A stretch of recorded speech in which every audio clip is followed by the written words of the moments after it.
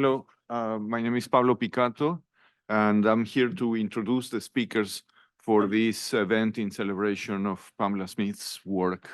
Very glad to be here. So I'll start just giving you a brief presentation about the speakers, and I'll let them, well, first Pamela will talk about the book, and then they will comment on it, and hopefully we'll have some time for your questions, okay? So let me start on that side of the table. Deborah Crum is Associate Professor and Chair of Academic Programs and Coordinator for History and Theory of Museums at Bard Graduate Center. Her research and teaching include early modern European cultural history, history of theory of museums, culinary history, and history of the book. And she's interested in exploring the relationship between the objects of daily life, including the arts of kitchen and table, and the dissemination of both learned and practical knowledge through books and prints. Two publications I want to mention is Staging the Table in Europe, 1500 to 1800, and another book, Food and Knowledge in Renaissance Italy, Bartolomeo Scappi's Paper Kitchens. Thank you for coming. Then I will, also in the same order, Caroline Banyum, who is former Columbia faculty and also formerly from the Institute of Advanced Studies. You probably know about her more than I do, and you know, all of us have, know of her books. I can mention Holy Feast and Holy Fast, the religious significance of food for medieval women. Also Wonderful Blood, Theology and Practice in Late Medieval Northern Germany and Beyond. And her work has been very important to understand not only medieval studies, but devotional practices, the use of objects in the 15th and 16th centuries. And I will read, she's currently exploring the paradox of Catholic survivals, including the survival of women's monasticism in Protestant Germany. Next is my colleague from the Department of History at Columbia, Caterina Pizzigoni. She specializes in the history of colonial Latin America, and her interests include indigenous populations, sources in Nahuatl, the indigenous language of Central Mexico, or one of the indigenous languages, social history, household and material culture. And she is author, among other titles, of The Life Within, Society in Mexico's Toluca Valley, 1650 to 1800, and The Testaments of Toluca, a translation and introduction to 18th century testaments in Nahuatl from Mexico. And finally, I just want to say a few words about Pamela, also our dear colleague in the Department of History. She specializes in European history and the history of science, and she's interested in modern Europe and the scientific revolution, particularly with attention to craft knowledge and historical techniques. We'll talk about that today.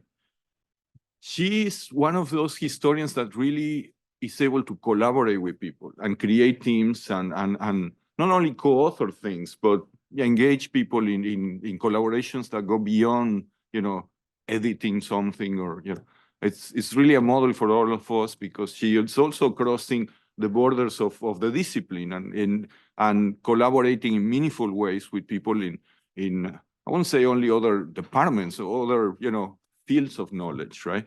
Not only other sciences, but other ways to do things, So, I can talk a lot about her books. The list is long, so I won't go over all of them. But it's her project, the Making and Knowing project, has, brought people into a lab, if you want, to do history, which is something that we we wish we could do more, right? But we need labs. Yeah, I guess it's not so easy. The book that we're discussing today received the prize from the American Historical Association, the George L. Moose Prize, for the most distinguished book on the intellectual and cultural history of Europe since 1500. And I'll just mention a couple of titles: The Body of the Artisan, Art and Experience in the Scientific Revolution, the edition of Entangled Itineraries, Materials, Practices, and Knowledges Across Eurasia. And she, as you can see in the book, she's thought about this beyond, the realm of Europe. And a project that came out of the Making Unknowing plan was Secrets of Craft and Nature in Renaissance France, a digital critical edition of manuscript FR 640 that was published 3 years ago. So we'll go, I think we have we'll start with Pamela introducing the book, and then Katarina, Caroline, and Deborah, and then Pamela again to respond, and then we'll open the questions. Thank you.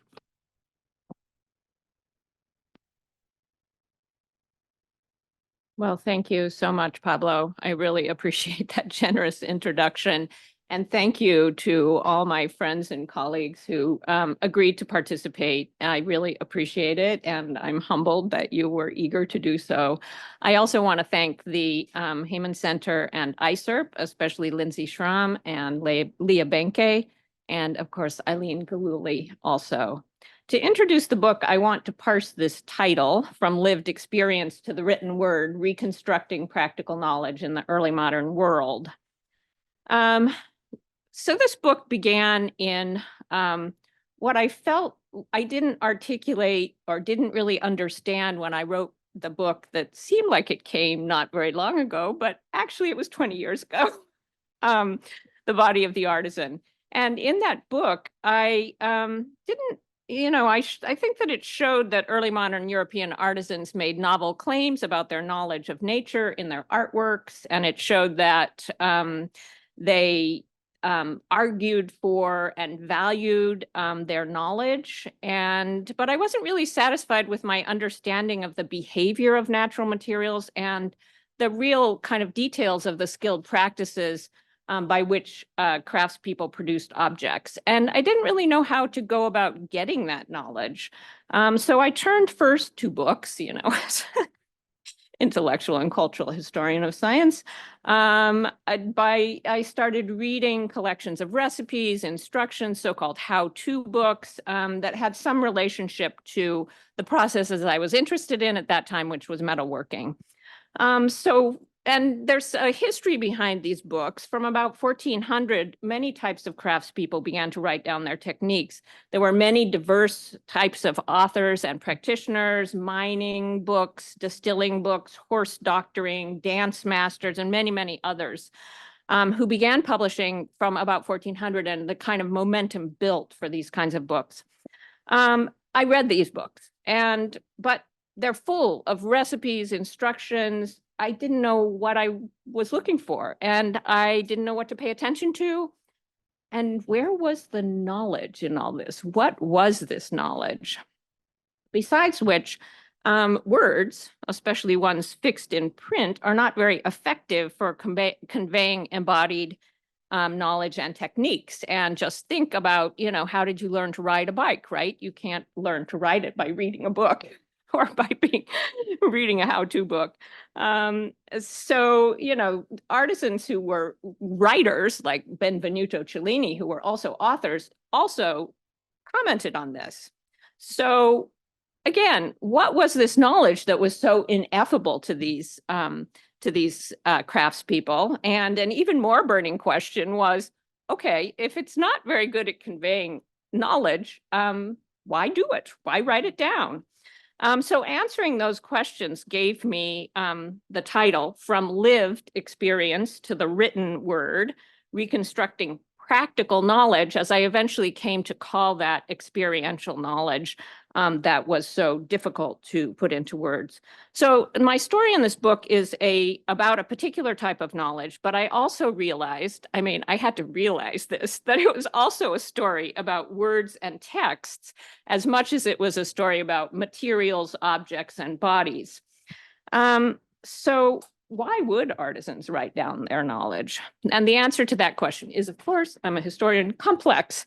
And why would they write down their techniques? So this answer to this question has many different kinds of facets, but one has to do with the greater literacy and self-consciousness of artisans, like this sculptor from the 1490s, who included this over life-size realistic statue of himself at the base of this remarkable, many tens of feet high sacrament house sculpture that he created in a Nuremberg church. Another part of the answer was a celebration and valorization of practical knowledge and the artisans who practiced it, in some cases related to cities in which they lived and were known for these objects, such as this one, which from 1568, which portrayed craftspeople as diligent, industrious, and importantly, a central pillar of social order. And finally, one of the answers was printers, entrepreneurial printers, getting started in the, 70 years before the 1520s. And some of these how-to texts were actually compiled and commissioned by entrepreneurial printers, who are kind of a group between scholars and craftspeople. They experimented with their new practice of printing. As you can see, this wonderful frontispiece for a model book. And they also emphasized the new capabilities of their craft, lots of images, for example. So these books turned out to be bestsellers for the printers. It was a good investment that they made. This is a single book, well, supposedly, it's by a pseudonymous author. It is supposedly a single, text that was translated into many different languages, went through a huge number of editions in a very short time. But actually, each of these books is different in each language because the printers were busy compiling new and improved knowledge, and they called it new and improved often. So who read all these books, right? So there were lots of them. So the next question was, who read them all?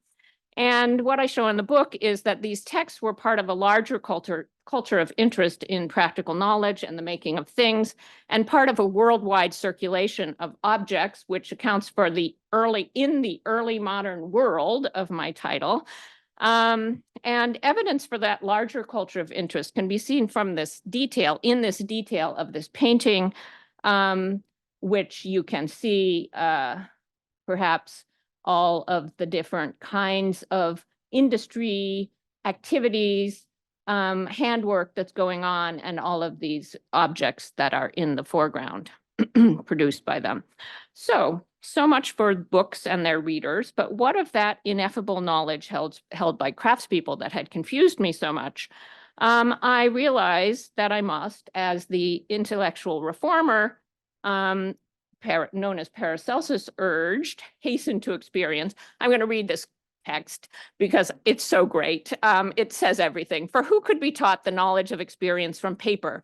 Since paper has the property to produce lazy and sleepy people who are haughty and learn to persuade themselves and to fly without wings. Therefore, the most fundamental thing is to hasten to experience. So I began following conservators around, first at the Getty and the Victoria and Albert museums, and I eventually took their advice to take hands-on courses on historical techniques. There I am at a much younger age. And I then worked with silversmith and conservator Tony Benches at the Rijksmuseum to reconstruct techniques of life casting. And that's the reconstructing practical knowledge part of the title. The life casting was especially represented in this manuscript, this remarkable manuscript that contained very detailed instructions and accounts of life casting of all kinds of animals and plants. This anonymous late 16th century French manuscript contains not just a large portion on life casting and casting metals of all kinds, but also all kinds of notes, instructions, observations on different trades, processes, techniques. It's a mishmash and it's very confusing. There's a lot left out. There's a lot that is repetitive, but it was fascinating. And I founded the Making Knowing Project, and all work on the book ceased for about 7 years or more, actually. So I wanted to investigate from 2014 on, with the Making Knowing Project, this gigantic collaborative effort, which was just wonderful. I wanted to really reconstruct the processes in this text so I could understand, are they, processes that were actually in use at that time? Is it even understandable? Is it possible to reconstruct? Is it really even a good tool for historians? Like, should we even consider it as part of a tool for historians?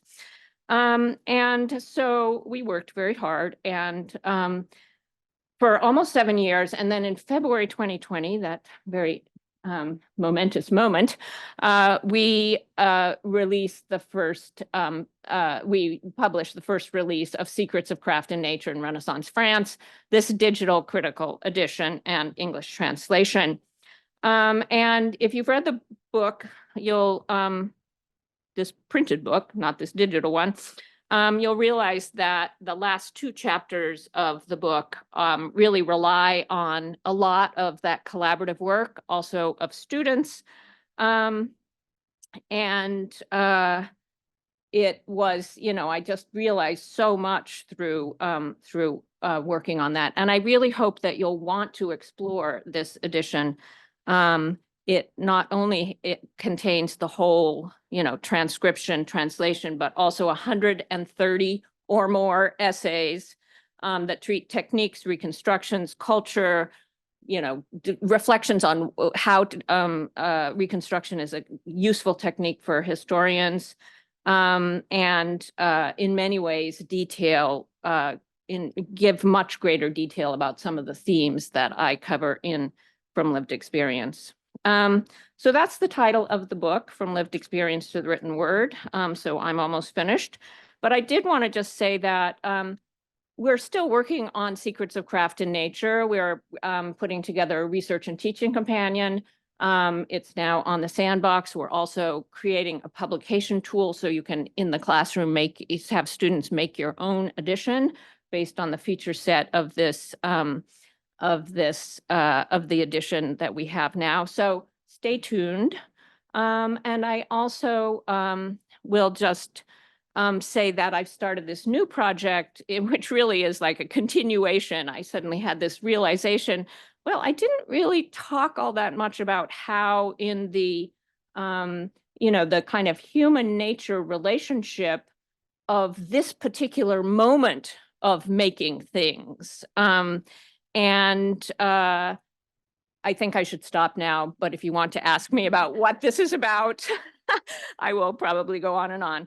But I do want to just acknowledge and say how privileged I was to work with so many people. And these photos are just a few of the people I worked with in the Making Knowing Project, and thus also in terms of having the realizations that I did in this book.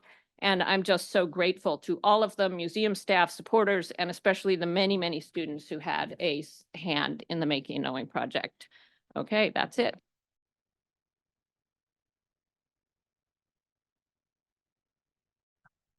Now, Katerina. Okay, so thank you, Pamela. It was wonderful to also hear you talk about the book. I also wanted to thank you for inviting me to comment on the work, and thank the Hyman Center and all the co-panelists and all of you for being here today. I always find your work very thought-provoking, Pamela. We've had conversation over the years, and I always learn a great deal from it. What I thought I might try to do today is sharing with you a few thoughts I have coming to it from the perspective of somebody who does early Latin American history and indigenous history in particular. So with this perspective in mind, I wanted to focus on 4 words that I take out of your books. There are many, but 4 words that I take out of your books that way for me to think about it. Writing, making, imitating, and then environment to conclude. Writing, you already introduced a very effectively to the paradox that the book acknowledges, that there are author practitioners that they never thought of writing anything down, and at some point they decide to do so. And you say, Pamela, I quote from your book, they did not need writing to produce things and make knowledge, but nevertheless they decided to do so, to argue for a new place in the hierarchy of knowledge. I consider in particular this very powerful, I think it's a very powerful quotation that you give us of a citizen of Cologne, you say Köln, I don't know, yes, that is on page 13 of your book. And I just want to read a little bit of that. It's a quotation from him. And he says, I hope that nobody will reproach me for writing so much about simple folks, sisters, brothers, friends, neighbors, citizens, peasants, journeymen, domestic, plain, and childish things, and about myself. But who will do it but for me, right? And that resonated so much with the introduction of a manuscript that I know and has been published coming from the Huarochiri people of the Peruvian Andes. This comes from the beginning of the 16th century. The manuscript closes the 16th century, if you want, and that's what these indigenous writers are saying. If the ancestors of the people called Indians had known writing in earlier times, then the lives they lived would not have faded from view until now.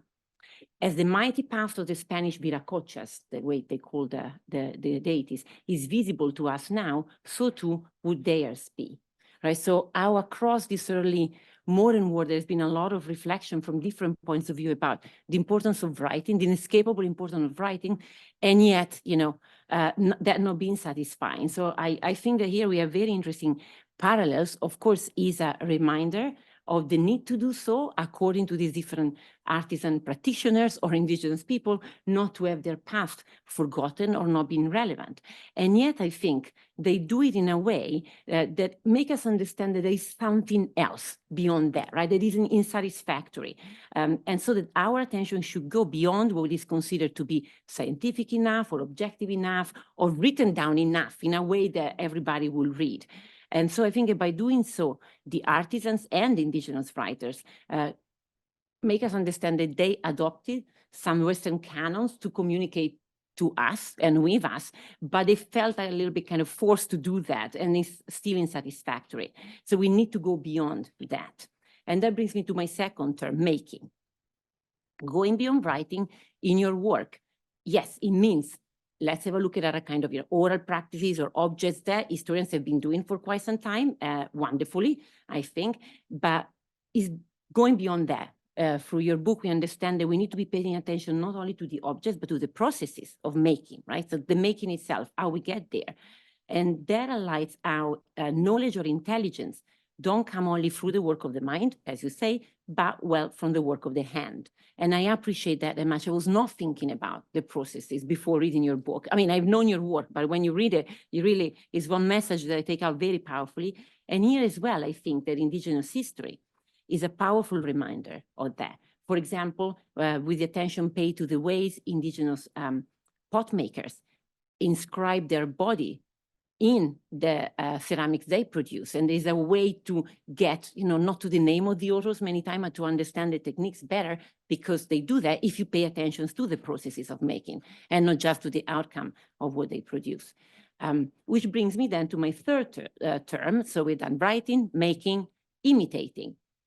Going beyond writing also applies to another aspect of the book that I thought was really thought-provoking, the value of training the attention by observation and imitation. So learning by apprenticeship, a term I can never pronounce in English, so sorry about that, which has two essential elements in Pamela's words: humility, so you learn by following the examples of others, and by starting from the basics and practicing and practicing and practicing again. And then collective enterprise. Well, I call it collective enterprise, sorry. You cannot learn alone, but as part of an interacting group. Again, I think the imitation and communities are actually central concepts in indigenous processes of knowledge that have often been kind of disregarded as not intellectual enough. And so here as well, I find many parallels. And then I conclude with my last term, environment. So part of the practical knowledge at the core of the book is the idea of learning to attend and understand matter, the materials, right? And so experience it, immerse yourself in it with your body, with your senses. And this calls for a different relation with the environment, not the division nature culture, not the division human non-human, that are part of our normal way of general way of understanding knowledge and science. And so the early modern words and indigenous words within them are a powerful reminder of this, that we are wired that way, but we shouldn't necessarily be wired in this kind of dichotomies. And so I conclude my remarks by saying that, and as a summary, going beyond words, focusing on the processes of making, observing and imitating with humility and in symbiosis with the environment and the communities.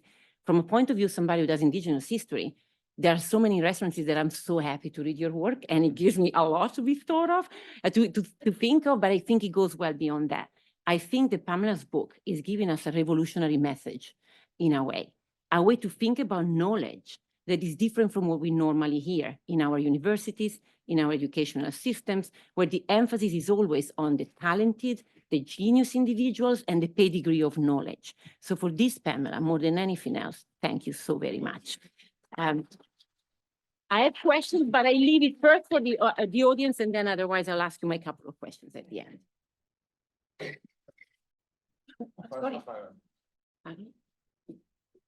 Well, I think I'm supposed to use this. Yes, Okay. Well, first of all, to say this is just a wonderful, which gave me great happiness in reading, and I agree with everything that Catherine just said about the inspiration that it provides. I want to focus on two aspects of Pamela's claims. First, that we have new kinds of sources emerging in large numbers after 1400, that these manuals that show a hands-on approach to nature. And second, her claim that we have to look beyond text to understand the approach of these texts, which has, of course, led to the making and knowing laboratory. So I took as my task really the question whether is there any use for me as a medievalist of the kind of wonderful things that Pamela is doing in her book. So first of all, to say that Pamela is right, that there is nothing in the Middle Ages that's exactly like what she studies. We do have things like Villard d'Encore's manual, which is an album of sketches. We have alchemical texts, and they do occasionally contain actual recipes. We have a few works that discuss techniques. For example, Theophilus, the metal worker, who Pamela talks about, who gives practical advice. And he may have been a metal worker, but then again, he may not have been a metal worker. And we have herbals and some texts from midwives, such as Hildegard of Bingen's Caus et Cura, the Trotula that Monica Green has worked on. But these are not mostly recipe books. And they're not mostly step-by-step craft books. And most importantly, they're not mostly by practitioners. So except for the people who've dabbled in alchemy and have sometimes tried the recipes for various motives, nobody has really done medieval texts. So there's clearly nothing in the Middle Ages like Pamela's Michael of Rhodes, who died in 1445 and wrote about what he did in rowing and navigation. He tries, as Pamela explains, to make his manual parallel to aristocratic notions of knowledge, but actually it's a handbook for practical use. As I read, however, I found myself thinking there's got to be some connection between what I study and this really remarkably new making and knowing way of exploring practical text. So what I want to claim, just as an experiment, is that we do find works in the Middle Ages like crafts manuals, for which doing is crucial to knowing.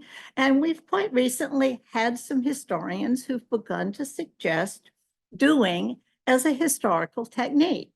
But, don't laugh, I want to suggest that where we have this is in the area of religious practice, not what we would call art or handicraft or folk medicine. And that we've recently had scholars who do suggest that we should understand medieval works of advice about prayer and meditation, not as works of philosophy or theology, not as theoretical works, but as practical manuals, as how-to books, as recipe books for the inner life. Okay, what kind of thing am I talking about?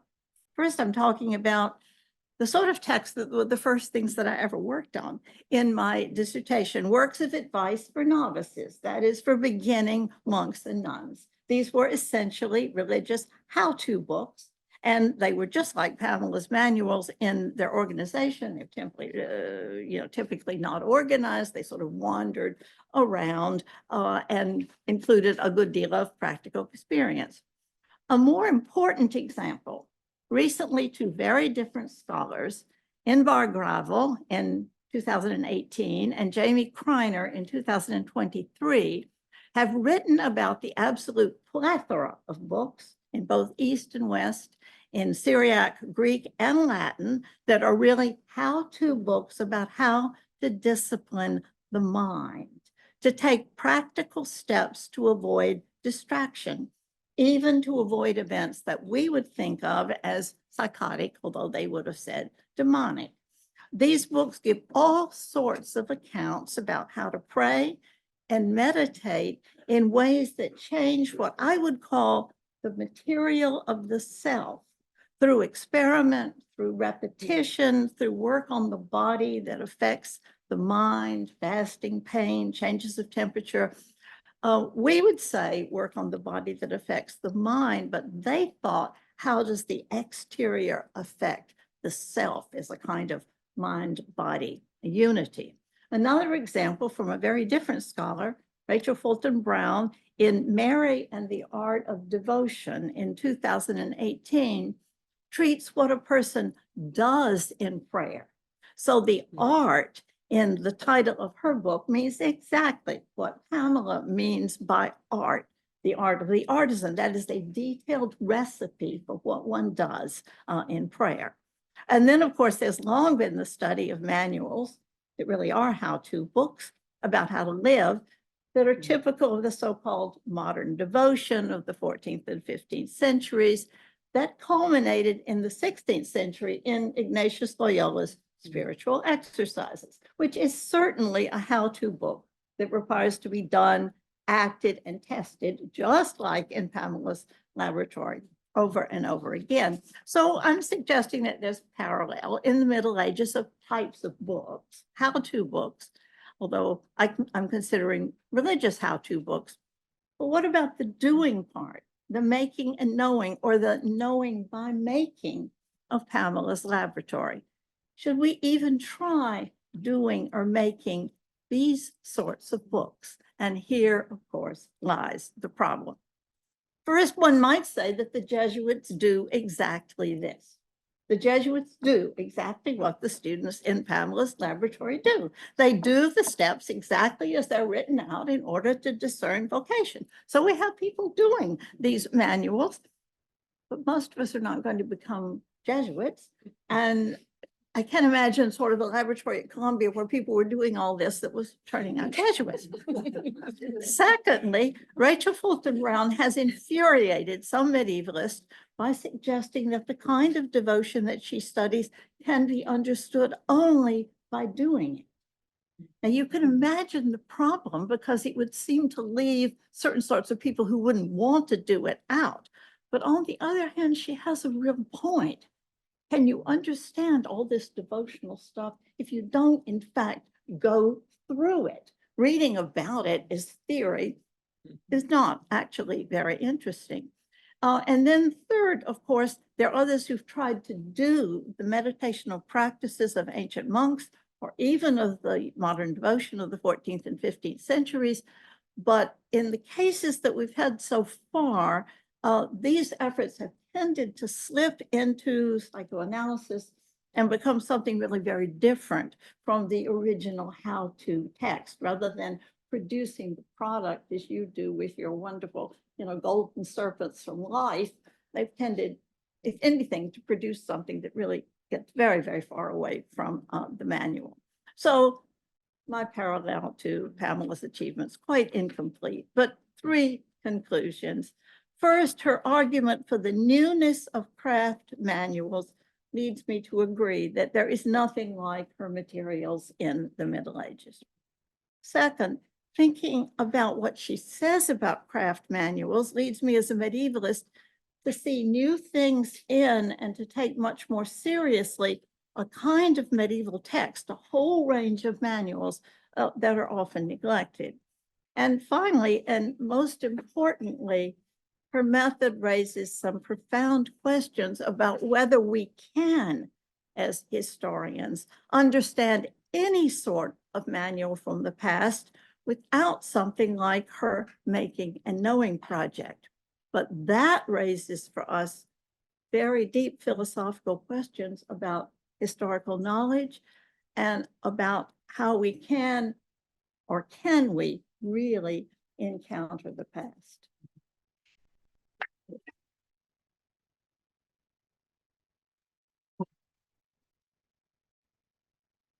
Great. Well, thank you. It's really wonderful to be here and to celebrate Pamela's book. I think I have the hardest task coming at the end of all of these incredibly thought-provoking and interesting, very short presentations.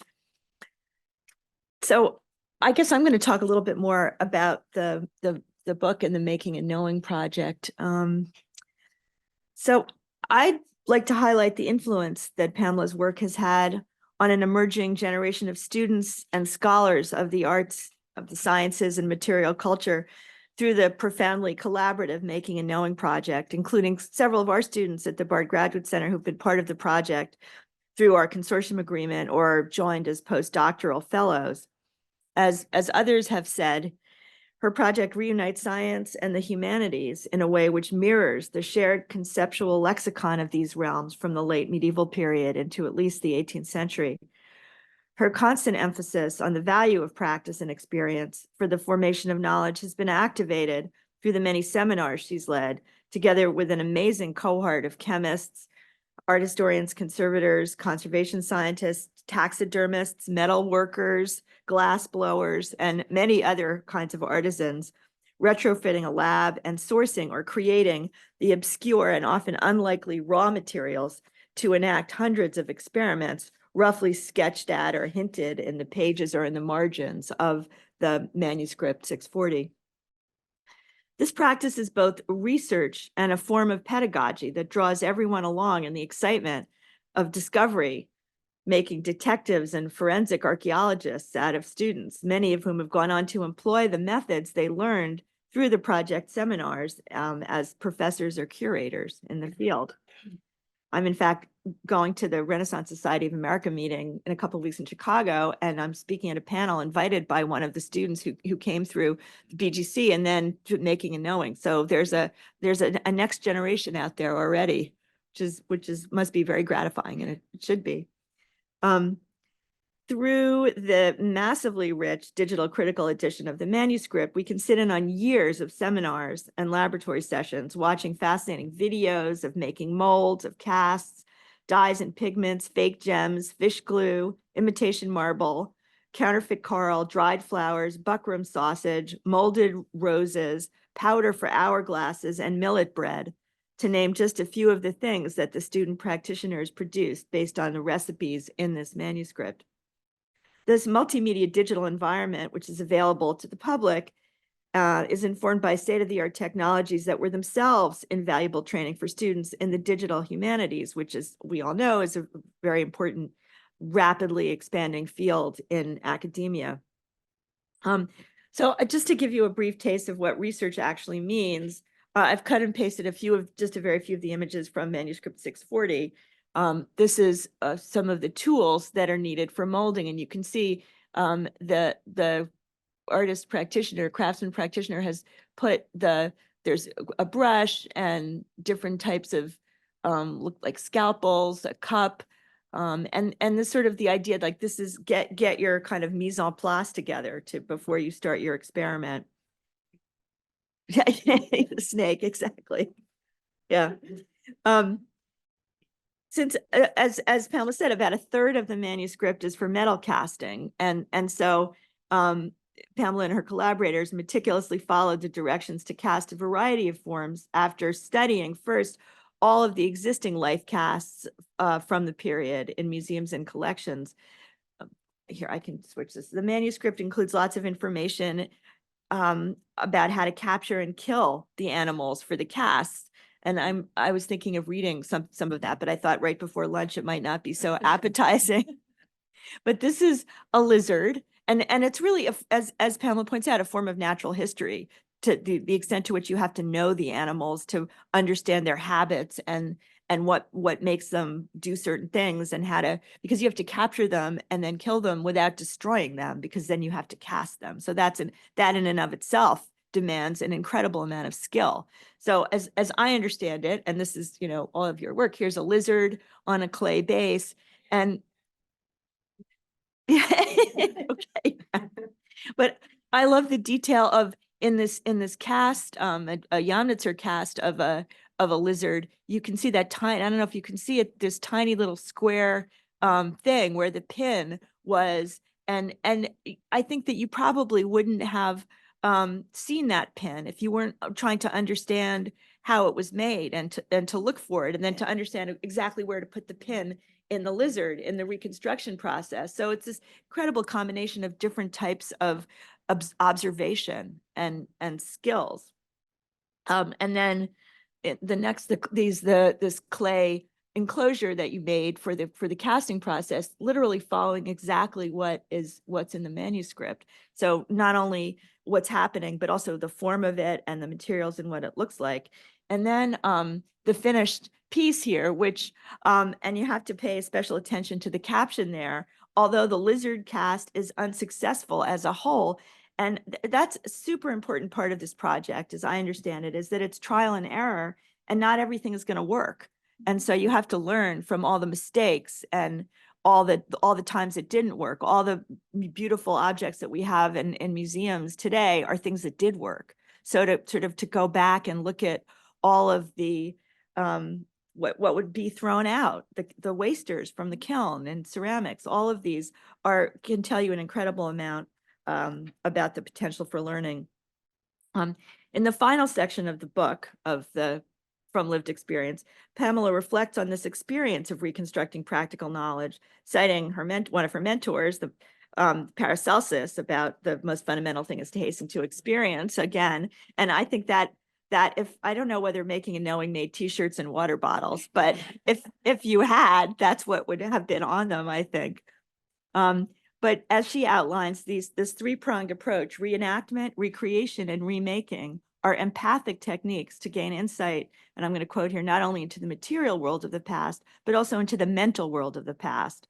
Employing reconstruction to practice what has been called the history of mentalities is a brilliant riff on the project of creating total history that was pioneered by the members of the Annales School beginning in the 1920s with the publication of the Annales d'Histoire économique et sociale, adding in an understanding of the material dimension to what has been a profoundly transformative notion of history that resides not in big political or diplomatic events, but in the social history of collective practices.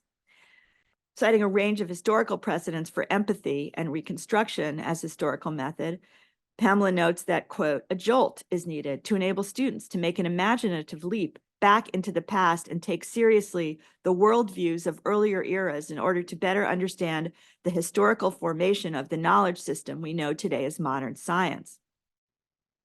The chapter on reconstruction functions to contextualize the inspiration for the entire Making and Knowing project on a historical continuum that ranges from ancient science to contemporary chemistry.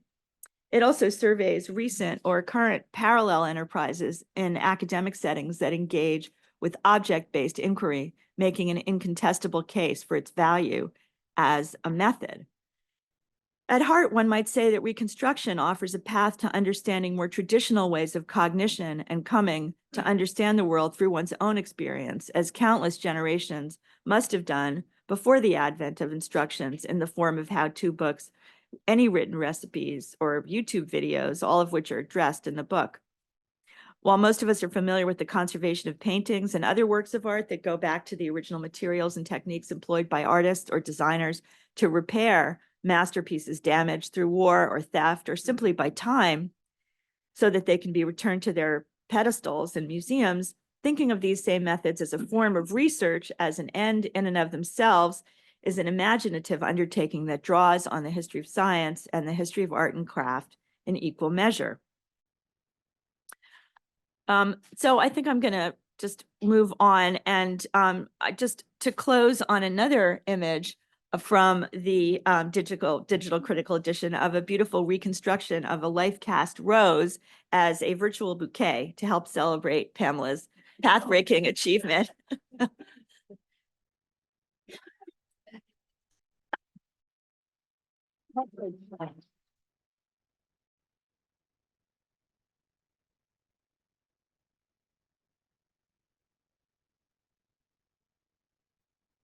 Thank you. Yeah. Thank you so much. I am humbled and so gratified that you got it.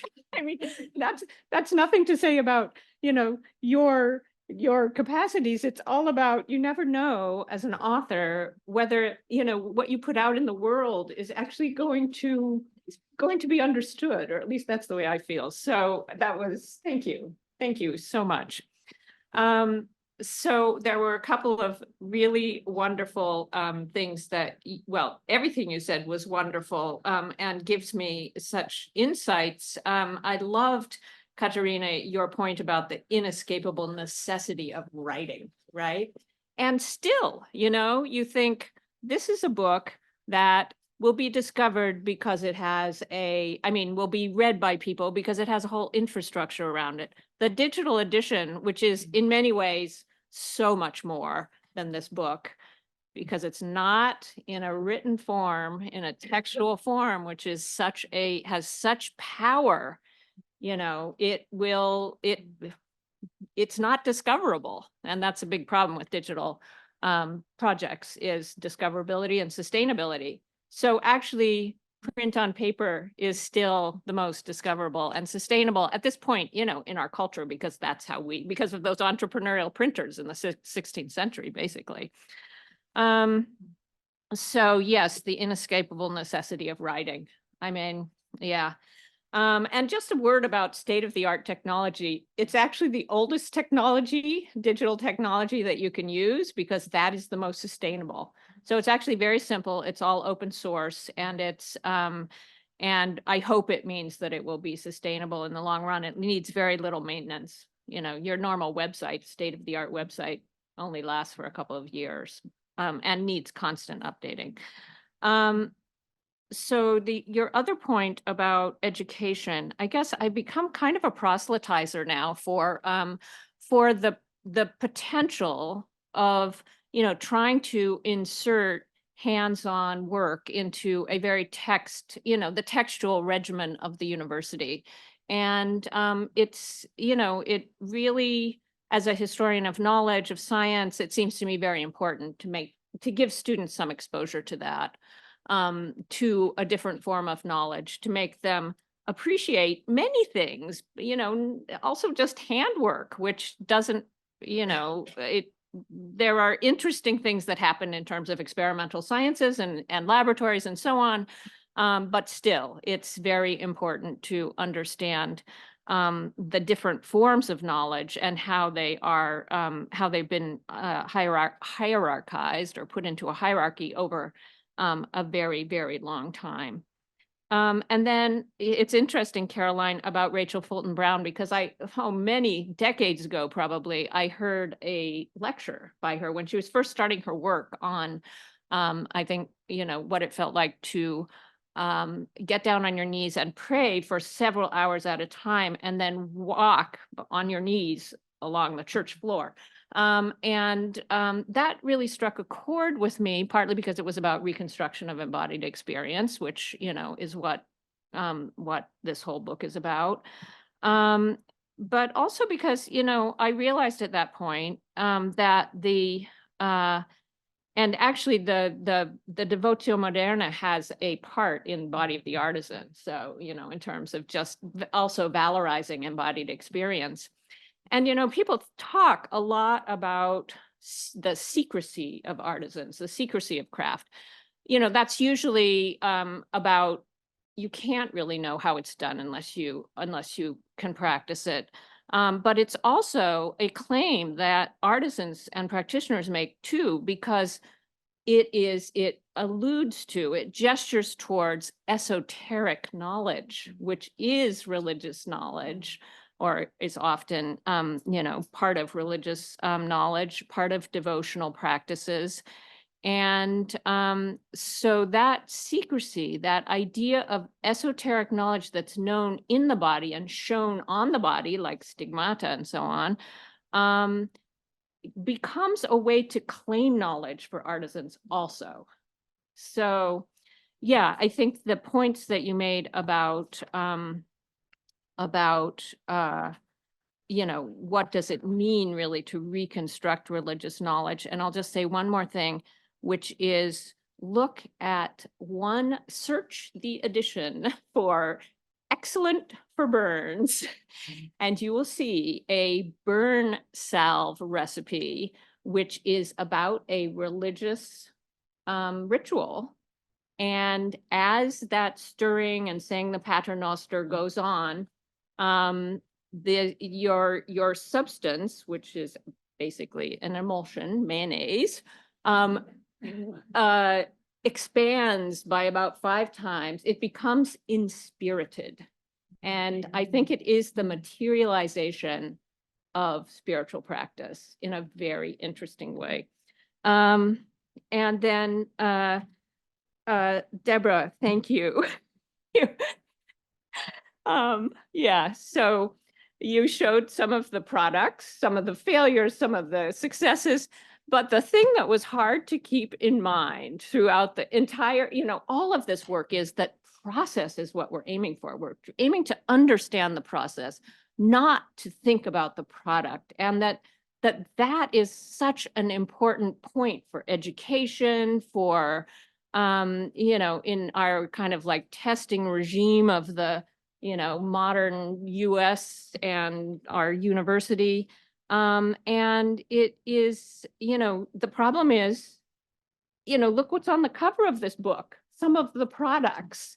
And so, so that too is something that I think bears mentioning here, that, the way that one has to talk about, the way that we think is based on, in our culture is based on the product, thinking more about the product and demonstrating by showing the success of the product than the process, because that's the hard part to put into words. So again, it's this problem of trying to put into words, trying to fix things that are processual, that are over, embodied, that don't really fit into that kind of regime of seeing and knowing. Thank you, Pamela. We have about 15 minutes for questions. If you can state your name and then raise the question, comments, praise. Can we ask questions of each other? Oh, yes, please do. Yeah. Oh, and actually you had a couple questions too, Katarina. Sure. Go ahead, Deborah. Are you sure? So, well, this is very, very quick. So, thank you, Pablo. So there would be many, but then I pinned down 2 after going back and checking all my notes. One thing I was thinking, and you put it very nicely, is how starting from 1400 and also following current comments, I understand that's really something new that is happening with this writing down. And you say, partly has to do, you give us all sorts of explanation, but, it's a city, it's kind of urban development, more artisans living together in cities, the catering to an elite that wants, so all the reasons you put there.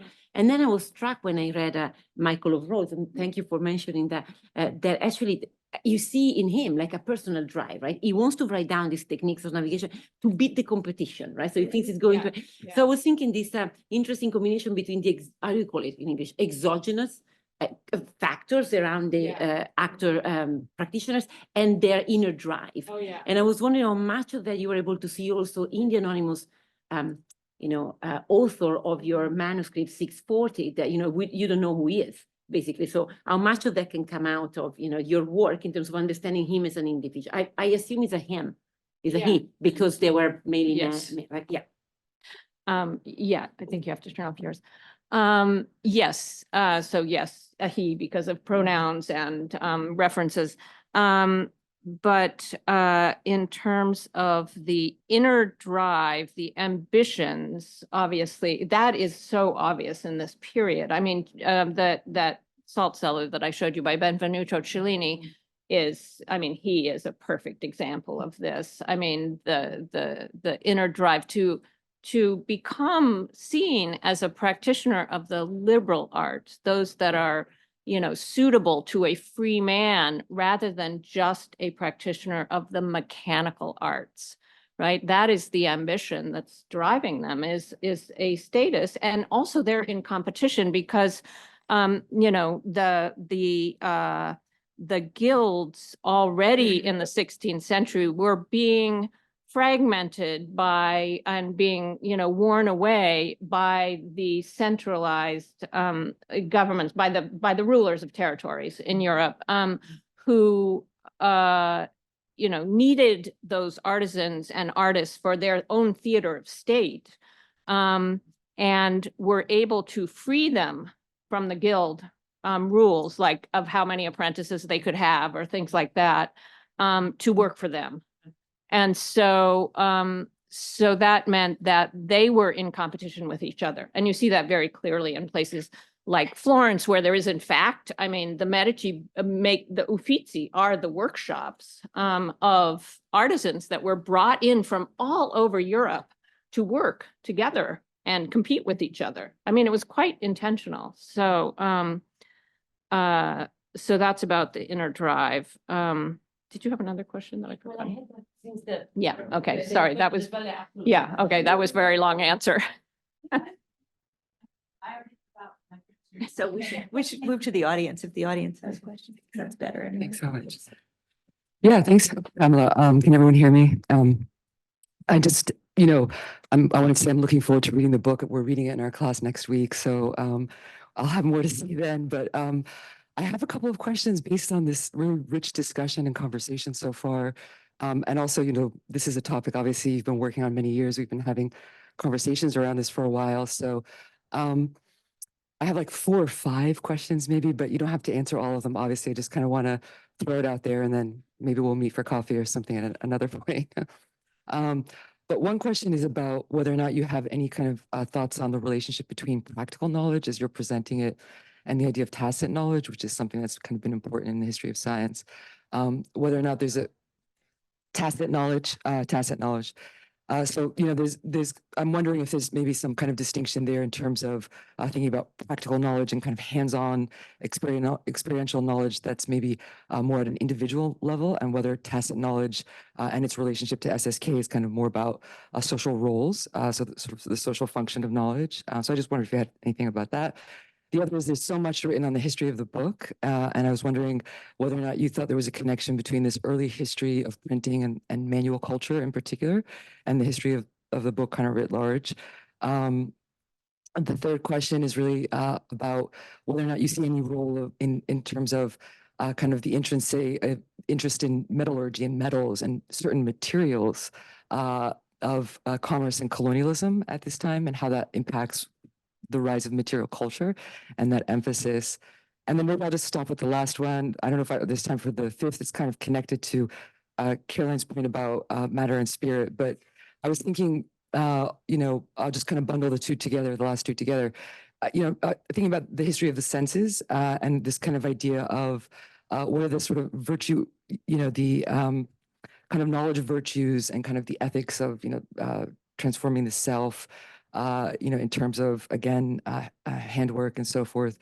And I was wondering if there was anything in the manuals that you read that kind of emphasized certain senses, right? Like the importance of kind of tactile knowledge or visual knowledge or olfactory knowledge, and whether or not, again, there's a lot of literature on history of the senses and embodied knowledge. So I was wondering if you had thoughts on that, and then whether or not that connected to the question of matter and spirit, which is maybe a longer question, so I'm just going to leave that dangling like that and not get into it. But thank you. Thank you, Maro, so much. I would love to get together and talk to you, with you about all of these points. Yes, tacit knowledge is, I talk about various kinds of Polanyi and Harry Collins, I mean, various kinds of treatments of tacit knowledge. You know, not all of this knowledge is tacit, obviously, meaning that you can't write it down. And sometimes you can follow how-to books, you know, it's not as though it's absolutely impossible. You know, I once did a kind of survey with students a long time ago about, you know, do you think you could follow this? And like building a beehive, a early modern English text, it seemed like that would be very possible. We didn't do it actually, but so yes, so tacit knowledge is important for the analysis here. I want to go to your point about the role of the interest in, say, metals and metallurgy and, you know, the extraction of colonialism. And yes, I mean, you know, the project that I'm working on now, the print of which I showed you to kind of introduce it, but then couldn't talk about it. It's my current kind of moving on from this, having realized that, you know, at the moment that this is happening, you know, German miners are going all over the world, basically, because they're sought after as metal workers.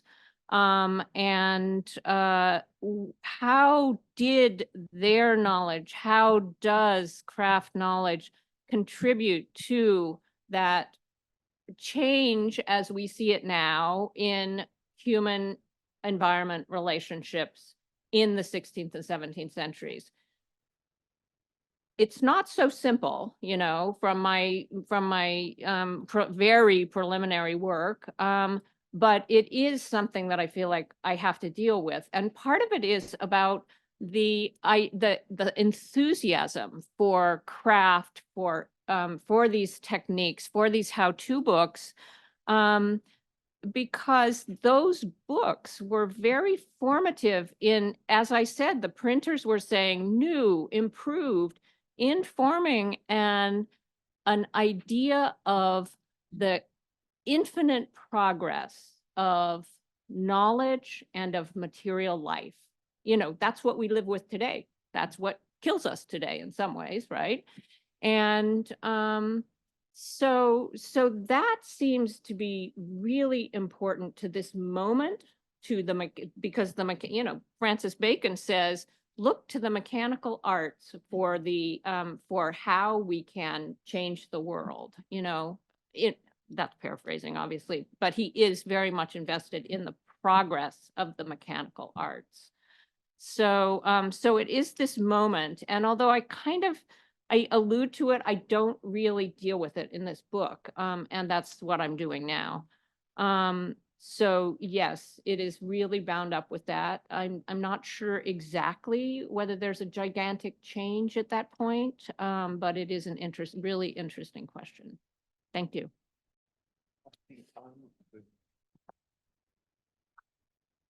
Thank you so much. It's been such a wonderful panel, and it's, I'm also looking forward to reading the book.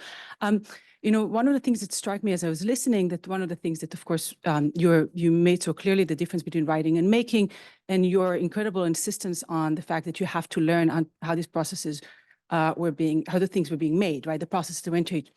But as I was hearing you talking, what struck me is it's not just that the processes that you are recreating, but the sort of social structures and community organization that goes with those practices, right?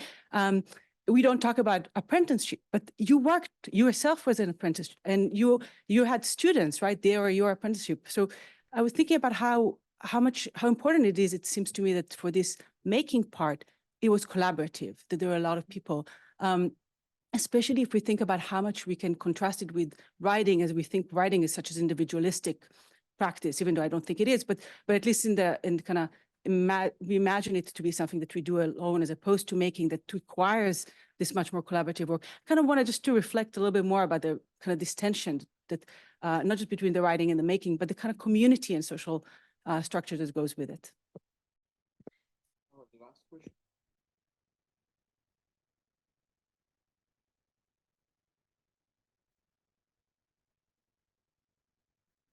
To a couple of questions that came up from Katarina and also from Marwa. I mean, to what extent are you speaking of a Western experience? As we go on, it sounds like that. Katarina, I wasn't quite sure if you were implying that there was a similarity or what happens when there's not. But I guess, will you then suppose that this would be happening in the Kingdom of Burma in the same period, or goodness knows in China, Japan, where you have, just to suggest, where we know there's incredibly advanced craft cultures? Or would there be a different, because you're all, you hear the market, the guild, the individual, you hear all those words, which usually we associate with the universal West as a, Okay, those seem kind of different questions, so that's a really important question, Vicky, but I'm going to go to Alma's first. Yes, the apprenticeship, none of us became experts.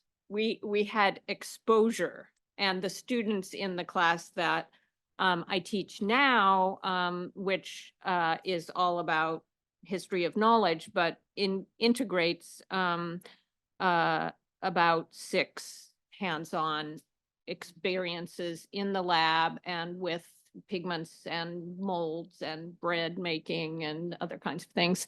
And one of them is sitting right there. And so that, it is an apprenticeship because we have to learn from each other. And I try to provide, and this was something that, I think is well known by, people who actually study pedagogy and, theorize about it. And rather than just kind of doing it without much background, that, if you have kind of little more experienced and novice practitioners, that if you have the more experienced ones teach the novice, it very much consolidates the knowledge of the more experienced and helps the novice model their work. And it's super effective. It's just in our paleography workshops, we had many paleography workshops, and we always paired novices and experts together. And that was, it was incredible. So to provide a framework in which that can happen, you have to have this collective, and it's a very different way of doing the humanities, not so much doing the sciences. So that's also an important thing to realize.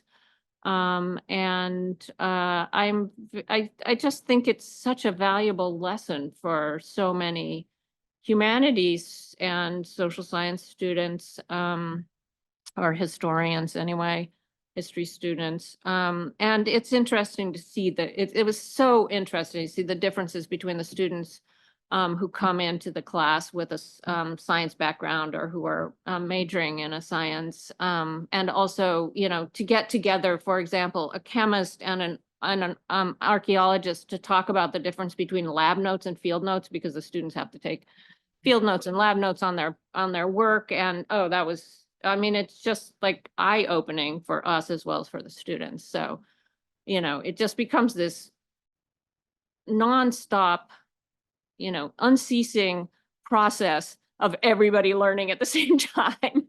So, which I love.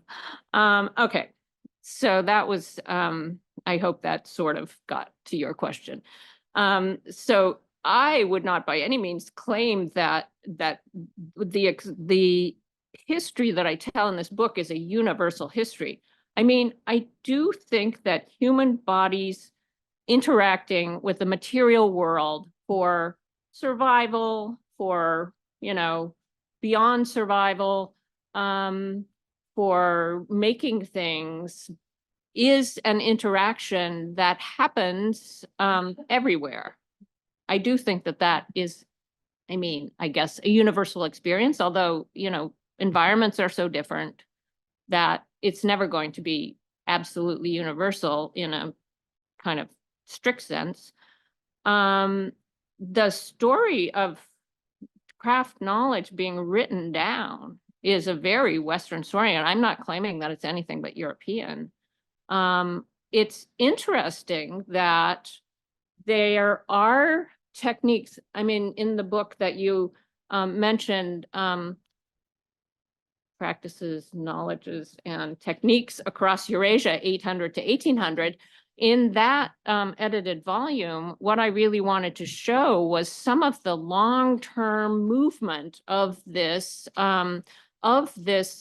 knowledge that is not written down. But the interesting thing is that, you know, there is, I think, this repository, this reservoir of craft knowledge that just comes to the surface every once in a while in writing. And so those are the moments at which, say, economic historians or you know, historians of technology say, oh, that's when it was discovered. Now, the writing is often done by an elite person. And so, you know, a lot of those discoveries are attributed to elite people when they were actually known by many, many people, and they just did them.